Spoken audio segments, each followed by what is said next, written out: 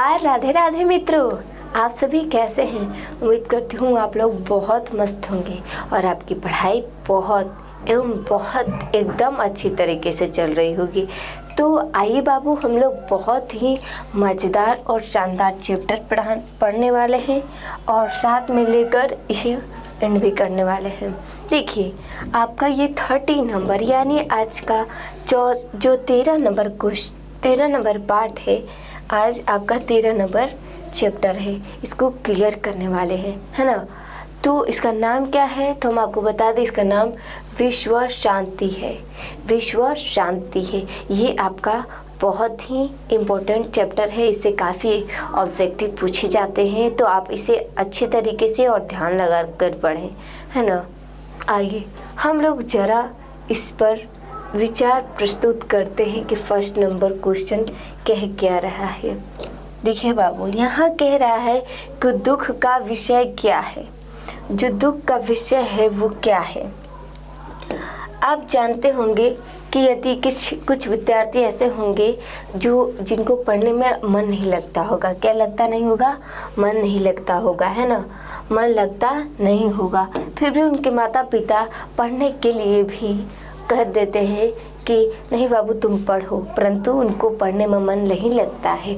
बोलते हैं हमको तो प्लेयर बनना है, हमको खेलना भी है, तो इसमें भी पढ़ने की आवश्यकता है। परंतु वहाँ पर क्या हो गया, उनके लिए एक प्रकार की क्या हो गया, दुख का कारण हो गया। माता पिता हमको पढ़ने के लिए मजबूरन कह रहे हैं, ये मेरा दुख का कारण है ना।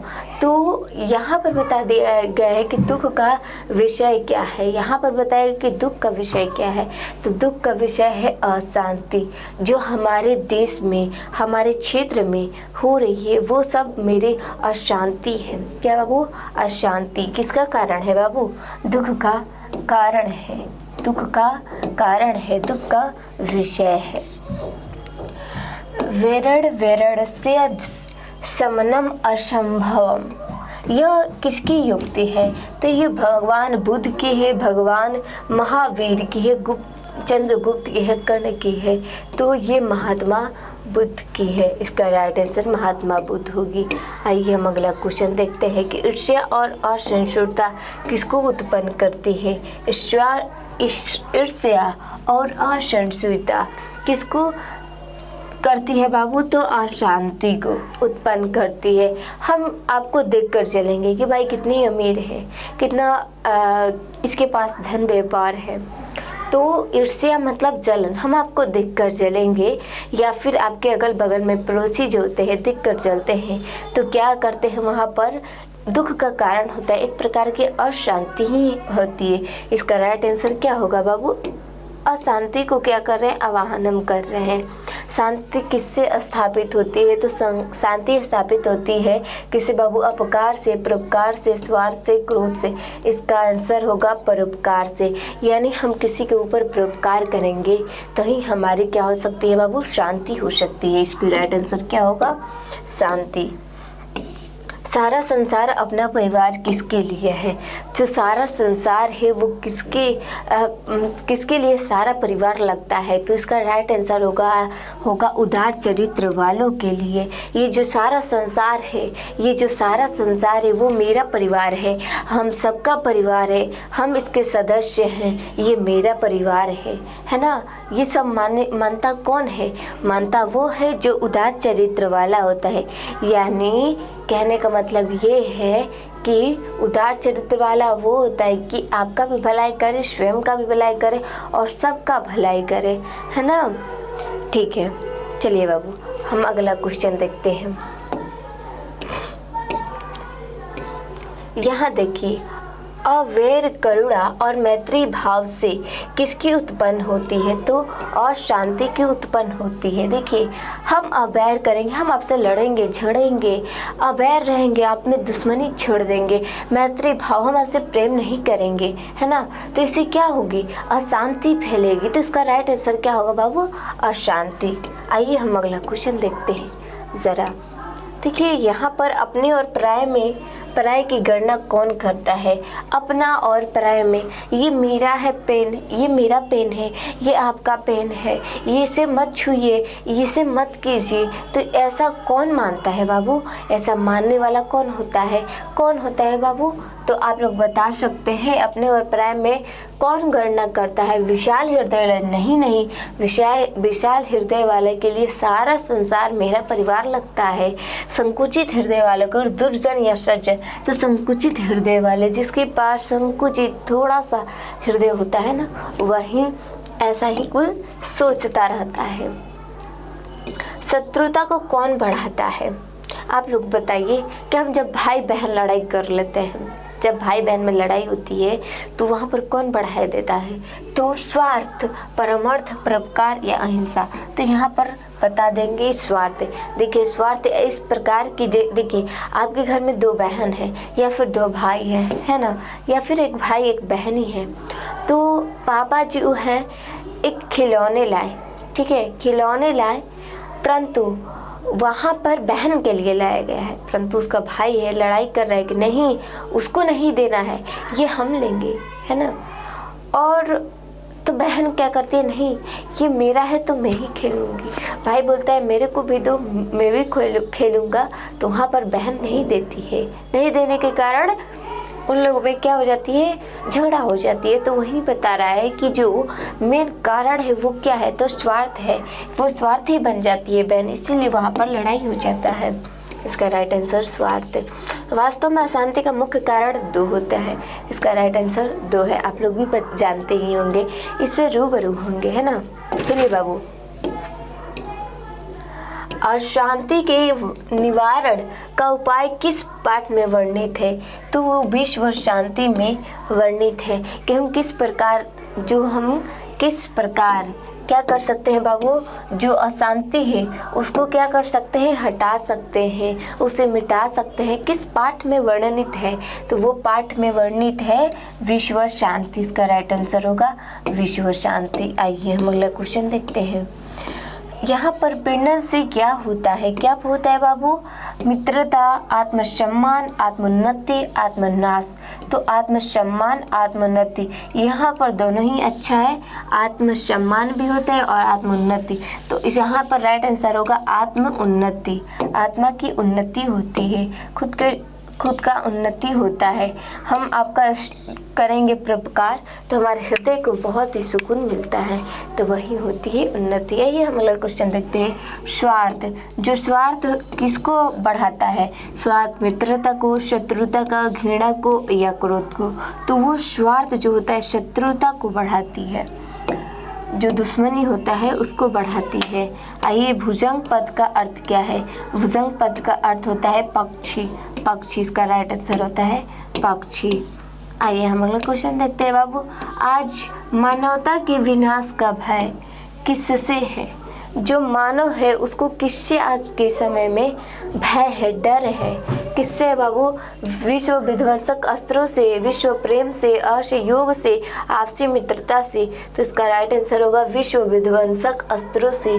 जो नए नए एटम बम बन रहे हैं, जो परमाणु बम बन रहे हैं, है ना, छोटे छोटे रह रहे हैं, परंतु देखते हैं आज के समय में भी जापान में लंगड़ा बच्चे उत्पन्न होते हैं ना, बच्चे पैदा होते हैं आज भी।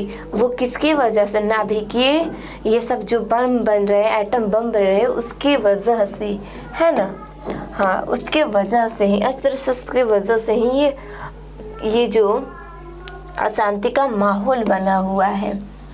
आइए हम अगला क्वेश्चन देखें। उत्कर्ष पद का विलोम क्या है? उत्कर्ष का विलोम है अपकर्ष। यानी आप एक प्रकार से बोल सकते हैं कि आपका उन्नति हो रहा है, एक बार का आपको लॉस हो गया तो आपका क्या हो गया? अपकर्ष हो गया, है ना, आपका अपकर्ष हो गया। अब देखिए बाबू, यहाँ पर बता रहा है कि अवेरण, करुणा, माया, मैत्री भाव, शांति। यहाँ पर 16 नंबर क्वेश्चन बता रहा है, क्या होगा इसका राइट आंसर? क्या होगा? अवैर से क्या मैत्री भाव से शांति। क्या होती है बाबू? वैराग्य से शांति उत्पन्न होती है। राइट आंसर इसका क्या होगा? आप लोग बता सकते हैं। ये हालांकि बुक का है, आप लोग ज़रूर बता सकते हैं, है ना।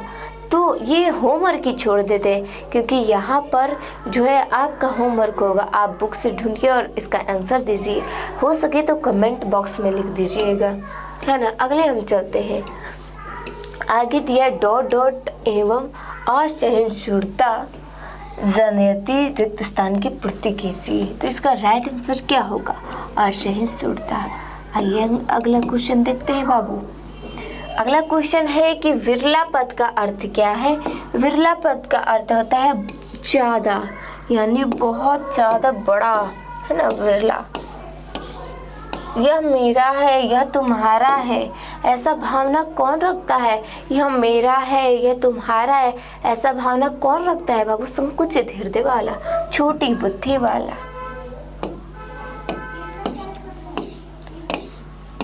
उत्तम शांति कैसे बनाया गया?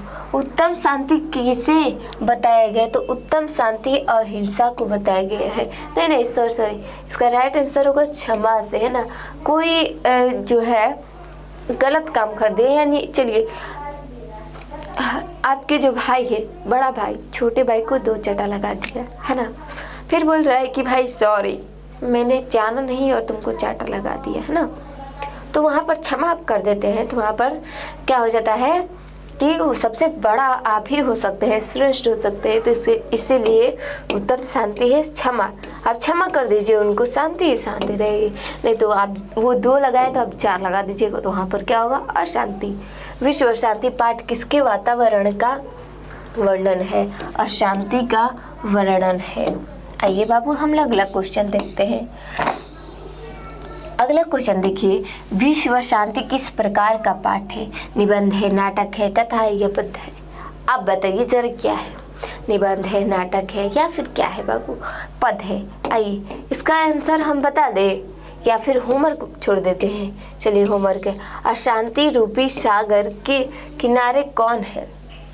अशांति रूपी, ये भी होमवर्क दे दे? नहीं, आइए हम सारा होमवर्क नहीं दे सकते हैं। देखिए, अशांति रूपी सागर के किनारे कौन है? मानव है, दानव है, समाज है या छात्र है? तो ये जो मानव है वो अशांति के महासागर के किनारे है ना। इसे जल्द ही इससे निकलना होगा, नहीं तो हम एक बार महासागर में डूब गए तो निकलना मुश्किल नहीं, नामुमकिन है। अशांति किसके विनाश का कारण है? अशांति जो है मानवता के विनाश के कारण है। देश में अशांति के प्रेरक कौन है? जो देश में अशांति के प्रेरक कौन है बाबू? विद्वान है, राजनेता है, छात्र है, गुरु है। छात्र है या गुरु है, तो हम एक प्रकार से बोल सकते हैं शांति के प्रेरक कौन हो सकते हैं? राजनेता है। इसका राइट आंसर क्या होगा?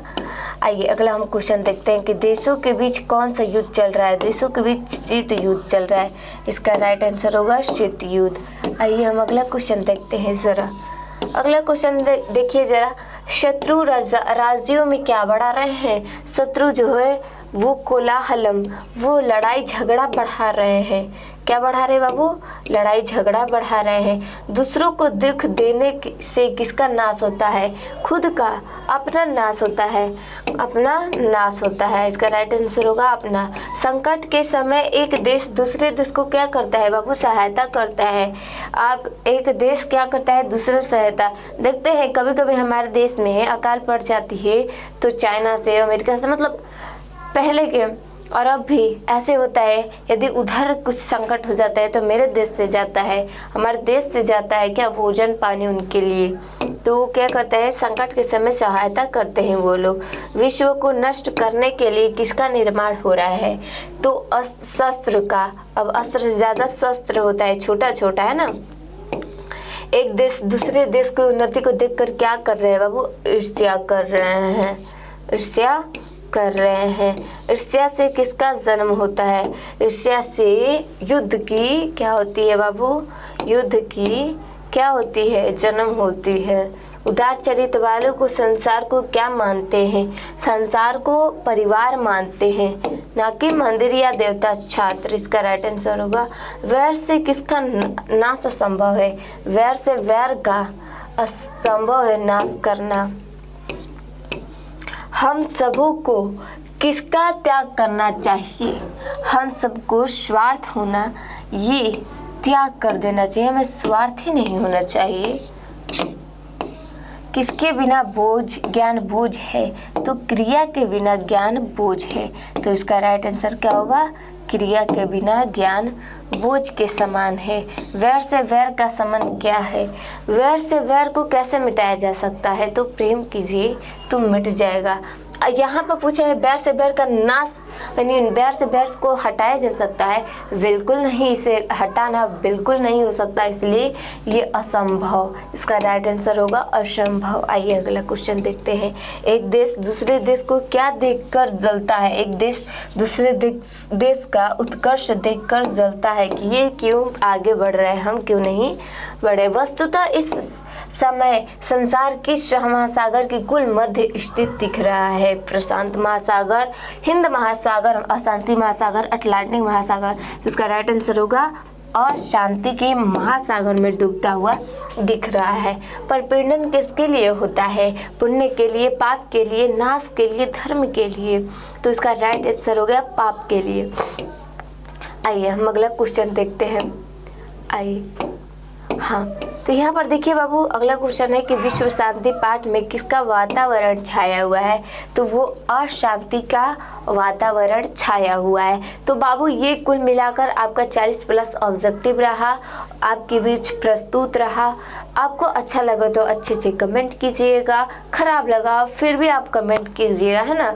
ऐसा मालूम चलेगा कि आप अच्छे से तैयारी कर रहे हैं, कहाँ गलत हो रहा है ना, तो हमको मालूम चलेगा। तो बाबू आज की क्लास इतना ही रहेगा, मिलते हैं अगले क्लास में। तब तक के लिए आपको best of luck. Radhe Radhe.